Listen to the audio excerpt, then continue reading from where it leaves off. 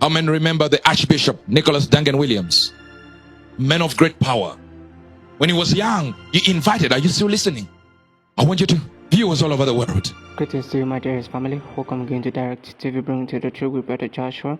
My dearest family, I've posted the main video before about the mistake of Duncan Williams, but I want you guys to listen to the Prophet Uebert Angel, as he shares some of the mistake of the Archbishop Duncan Williams. This is very important so that each and every one of us, especially young ministers, can actually learn from this.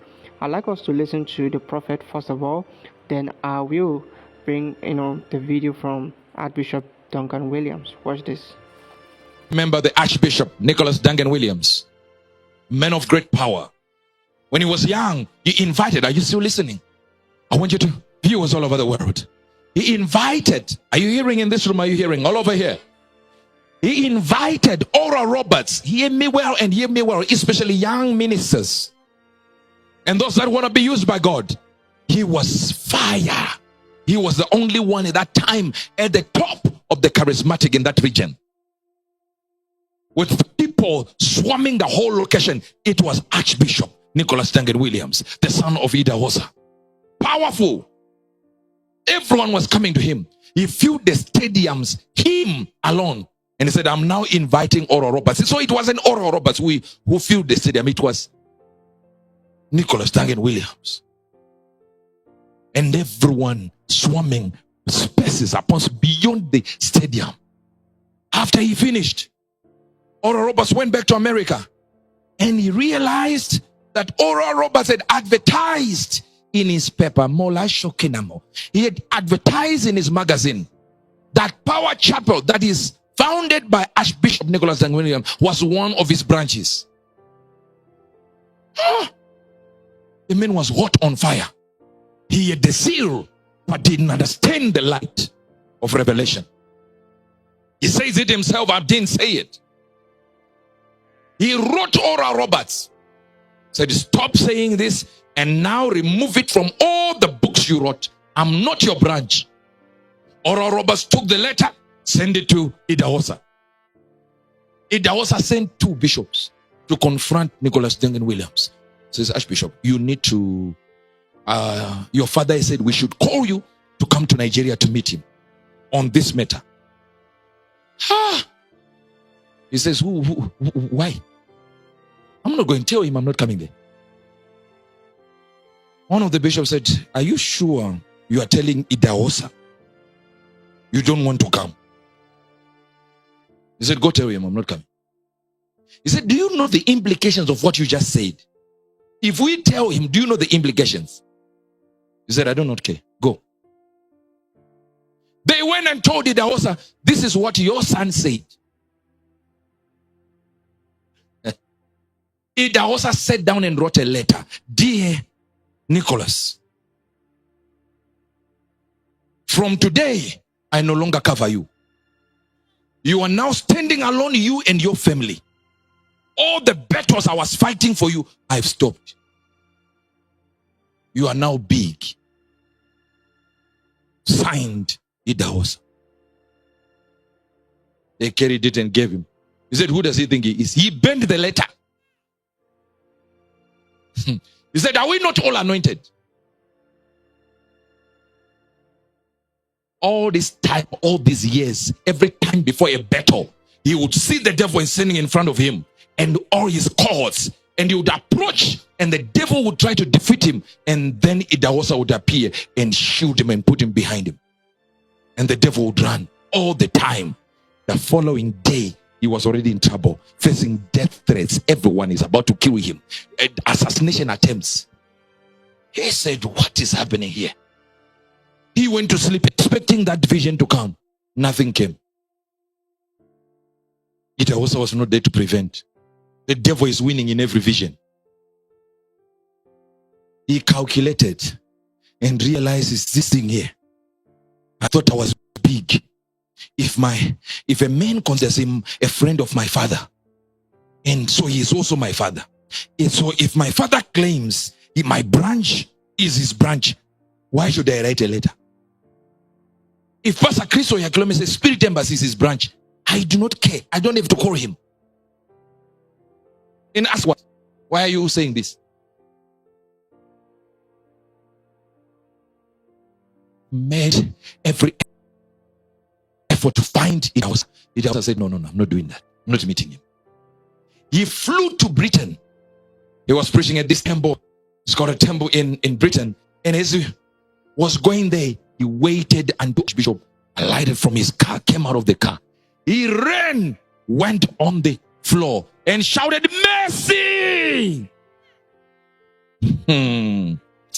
Idahosa stood and said, devil, now is your time to stand down. This war is between me and Nicholas. Aye! You are not hearing what I'm saying. You are not hearing it. Imagine he was the devil. He said, devil, now move over. Now it's between me and my son. You have no access. The devil says, okay, master. When men of light decide to make your life darkness, they can do it in a second. The problem is where with men of light, as for great mercy and great grace, they've all been forgiven in great things that they've done against the Lord. So they quickly understand, I need to forgive you. Hear me. What causes a man to actually know, devil, stand down. The battle is between me and my son.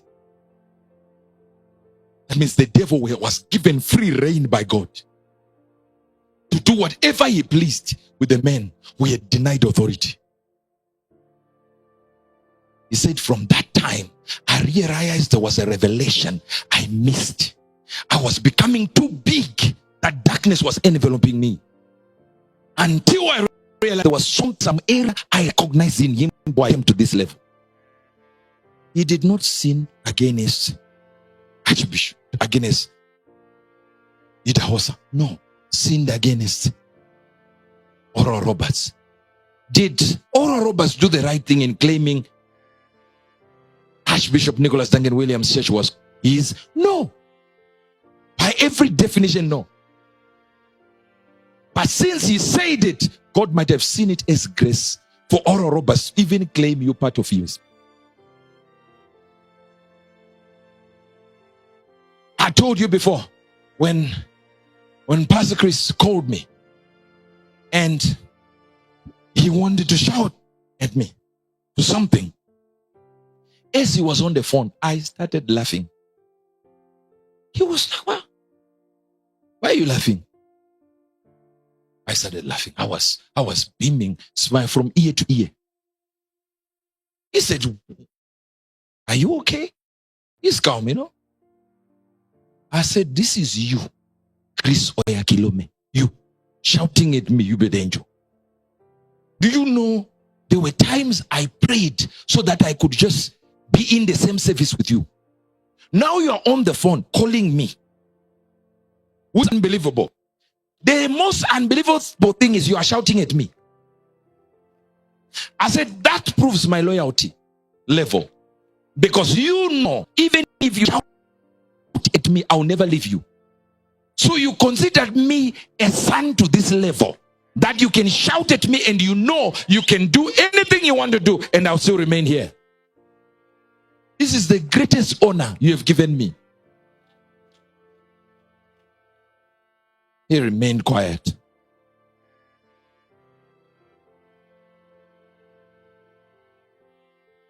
But imagine,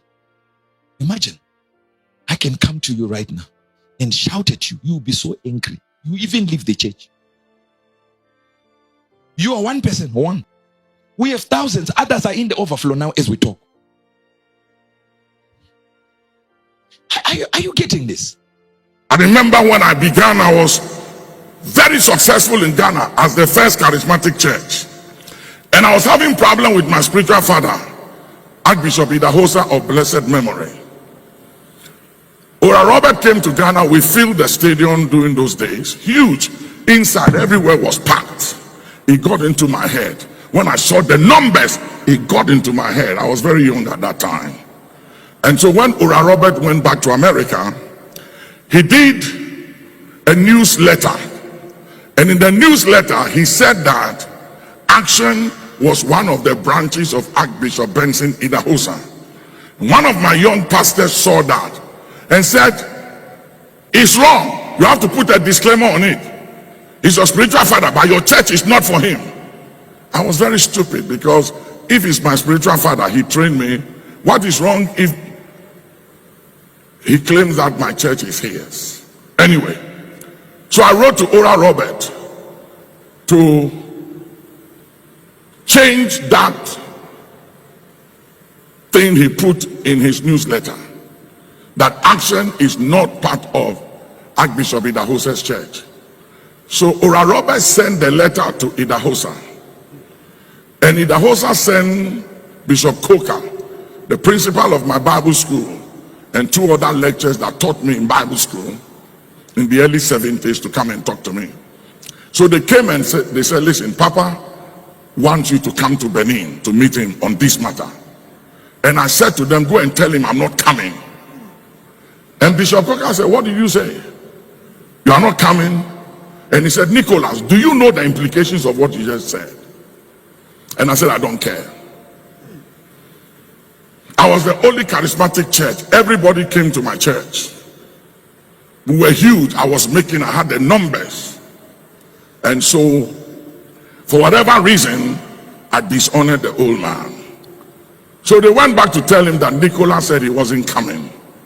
And he sent me a letter and said, Nicholas, now that you think you have arrived and you don't need me anymore, I'm officially releasing you to cover yourself and your family henceforth.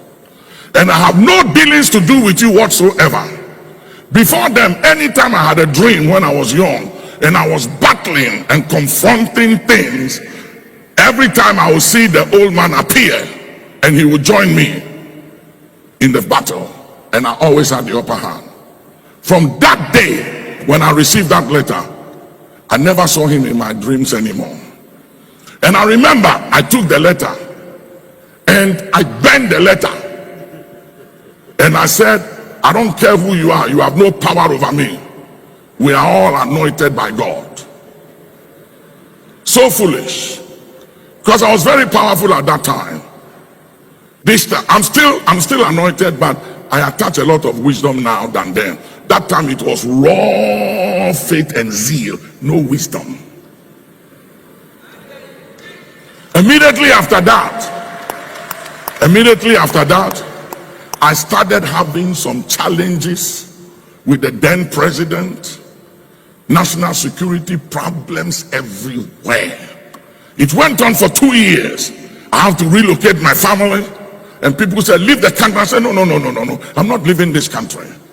God put me here, I will be here. And there were all kinds of things up to assassination attack. Bishop Nyaku remember.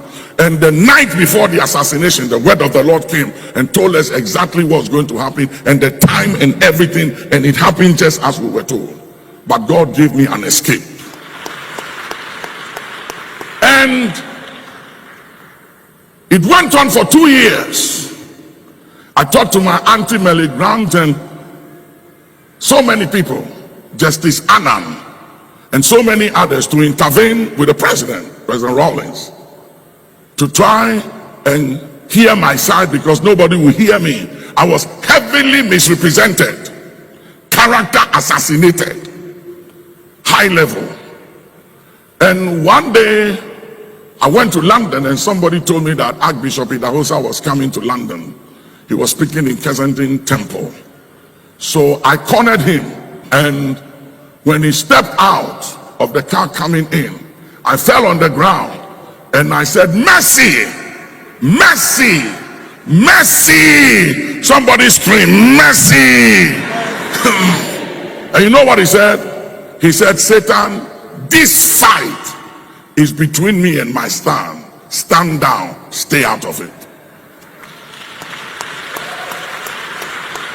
Alright, my dearest family, there you have it. As you know, the man of God, the Archbishop Duncan Williams, also, say directly so that you can confirm.